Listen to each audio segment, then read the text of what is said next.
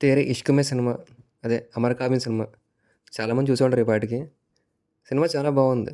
కానీ ఆ సినిమాని తెలుసుకోవడానికి, చూడడానికి చాలా ఓపికుండాలి. ఎందుకంటే ఇది మామూలు సినిమాలా కాదు. ఒక అమ్మాయిని మనస్ఫూర్తిగా ప్రేమించిన అబ్బాయి ఎలా ఉంటాడు? వాడి లైఫ్ స్టైల్ ఎలా మారిపోద్ది ఆ అమ్మాయిని ప్రేమించడం వల్ల అని చెప్పి సినిమాలో చాలా బాగా చూపిచ్చారు. ఈ రోజుల్లో జరిగే స్టోరీ అనమాట చారలోకి ఇది.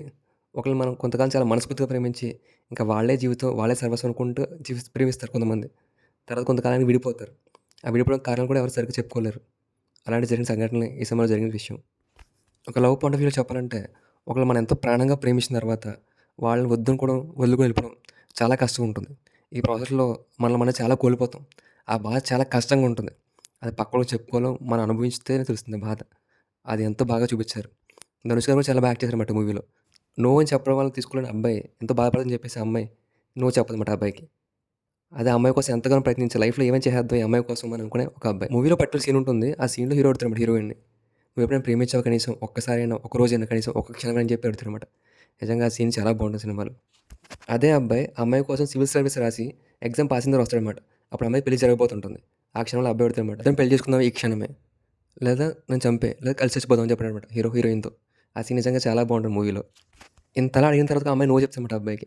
ఆ అమ్మాయి నో చెప్పిన తర్వాత ఎంత బాధపడ్డాడు? నెక్స్ట్ ఏమైంది? తన లైఫ్‌లో ఎలా మారాడు? దాని జరిగిన సంఘటనలు ఏంటని చెప్పేసి నిజంగా సినిమా చాలా బావుంది. కానీ ఎక్కువ సేపు చూడాలన్నమాట సినిమాని. మామూలుగా చూస్తే అర్థం కాదు. ఎందుకంటే సినిమా మొత్తం ఫ్లోలో వెళ్ళిపోతుంటుంది. కానీ చాలా సీన్స్ ఉంటుంటాయి సినిమా స్లోగా అర్థం అవ్వడానికి. కానీ నిజంగా ప్రేమించిన అబ్బాయి ఎలా ఉంటాడని చెప్పి సినిమాలో బాగా చూపించారు భయ్య. హీరో కాశీ వెళ్ళినప్పుడు ఒక మాట చెప్తాడన్నమాట హీరో గాడికి. ఇలా జరిగిందని చెప్పి, ఇలా తన లైఫ్‌లో ఇలా ఉందని చెప్పి. వాళ్ళ ఫ్రెండ్‌కి జరిగిన సంఘటన చెప్తాడన్నమాట హీరో గాడికి. లైఫ్‌లో చాలా చేంజ్ అవ్వాలని చెప్పి చెప్తాడన్నమాట అది. ఆ పాయింట్ చాలా బావుంటుంది సినిమాలో. లాస్ట్‌కి హీరో ఎలా మారాడు? హీరోయిన్ కలిసిన తర్వాత మళ్ళీ వీళ్ళు ఎలా కలిసారని చెప్పి సినిమాలో చూపిస్తారన్నమాట. ముక్తి శంకర్ కోసం ఎంత తపన పడింది, ఎంత బాధపడింది, వాడిని బాధపడడం వల్ల అని చెప్పి సినిమాలో చూపిస్తారు. లాస్ట్‌కి ఇద్దరి లైఫ్ ఏమైంది, ఒకళ్ళ గురించి ఒకళ్ళతో ఒకళ్ళకి ఉన్న ప్రేమ వల్ల ఏమైందని చెప్పి సినిమాలో చూపిస్తారన్నమాట. తన మీద ఎంతగా పెంచుకున్న ప్రేమ కోసం హీరో, తను ఎంతగా ప్రేమించిన అబ్బాయి కోసం హీరోయిన్ ఏం చేస్తారని చెప్పి సినిమాలో చూపిస్తారు. మనం రెగ్యులర్‌గా చూసే మూవీస్ లాగా కామెడీ సీన్స్ లేకపోతే ఐటెమ్ సాంగ్స్ లాంటివి ఉండవు మూవీలో. కంప్లీట్‌గా స్టోరీ మీద రన్ అయ్యి ఉంటుంది సినిమా మొత్తం. సో, కొంచెం లాగ్ అయితే ఉంటుంది కన్ఫర్మ్‌గా. కానీ సినిమా బావుంది. మీలో చాలామంది చూసి ఉంటారు ఈ సినిమాని. మీ ఒపీనియన్ ఏంటి ఈ సినిమా మీద చెప్పండి కామెంట్స్‌లో. నిజంగానే ప్రేమించేశా.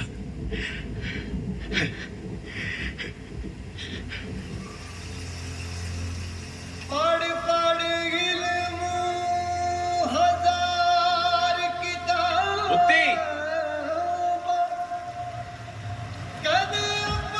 ముక్తి! అబీర్